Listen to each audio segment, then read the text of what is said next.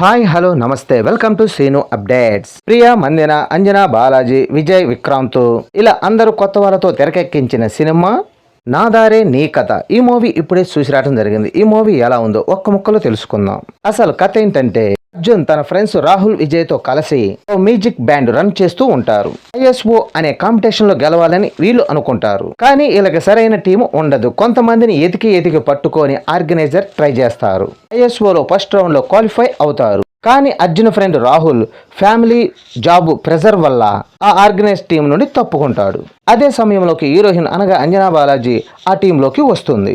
ISO competition కి prepare అవుతున్న సమయంలో అనుకోని సంఘటన ఒకటి జరుగుద్ది. అయితే అర్జున్ తన తండ్రి కోరికను నెరవేర్చారా? ఐఎస్ఓ కాంపిటీషన్ లో గెలుస్తాడా? శృతి కథ ఏమిటి?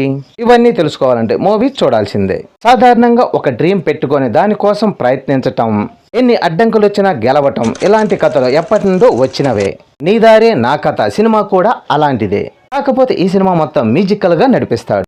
ఇక ఫస్ట్ హాఫ్ అంతా హీరో తన ఫ్రెండ్స్ గురించి, అలాగే హీరోయిన్ శృతి గురించి, వాళ్ళు పాల్గొనే ఐఎస్ఓ కంపెనీ గురించి, ఇవన్నిటితో ఫస్ట్ హాఫ్ ముగిస్తాడు. ఇక సెకండ్ హాఫ్ లో హీరో వాళ్ళ నాన్న చనిపోవటం అసలు ఎలా సాగుతుంది అన్నది చూపిస్తాడు. మొదట్లో కాసేపు బోరు కొట్టించిన విజయ్, సంజయ్ పాత్రలు మాత్రం నవ్వించాయి.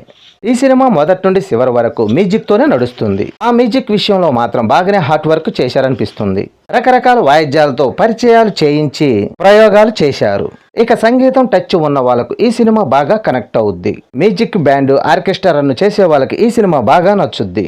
ఇక క్లైమాక్స్ మాత్రం సంపూర్ణంగా ముగించకుండా సడన్ గా ముగించినట్టు చూసే ప్రేక్షకుడికి అనిపిస్తుంది. ఇక నటీనటుల పనితీరు, ఈ సినిమాలో మెయిన్ లీడ్ మొత్తం కొత్త వాళ్లే.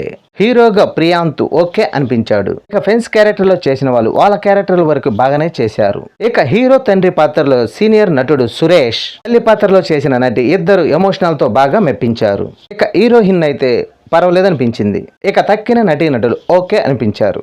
ఇక సాంకేతిక విభాగానికి వస్తే ఈ సినిమాకి సినిమాటోగ్రఫీ మైనస్ అయ్యింది. కెమెరా వర్క్ మీద ఇంకొంచెం ఫోకస్ పెట్టాల్సి ఉంది. మ్యూజిక్ మాత్రం ఈ సినిమాకి అదిరిపోయింది. ఈ సినిమా మొత్తం మ్యూజిక్ మీదనే నడుస్తుంది కాబట్టి చాలానే కష్టపడ్డాడు మ్యూజిక్ డైరెక్టర్. తక్కువ లొకేషన్ లో తక్కువ బడ్జెట్ తోనే ఒక ఆర్ట్ ఫామ్ సినిమా తీశారని అనిపించారు. దర్శకుడు వంశీ మొదటి సినిమా అయినా గానీ పర్వాలేదనిపించాడు. మొత్తానికి జీవితంలో ఒక పెద్ద మ్యూజిషియన్ అవ్వాలనుకున్న కుర్రోడు సంగీతం ప్రధానంగా చూపించారు. నన్ను అడిగితే ఈ మూవీ వన్ టైం వాచ్ఫుల్. ఈ వీడియో నచ్చితే లైక్ చేయండి, షేర్ చేయండి, ప్లీజ్ సబ్స్క్రైబ్ చేయండి.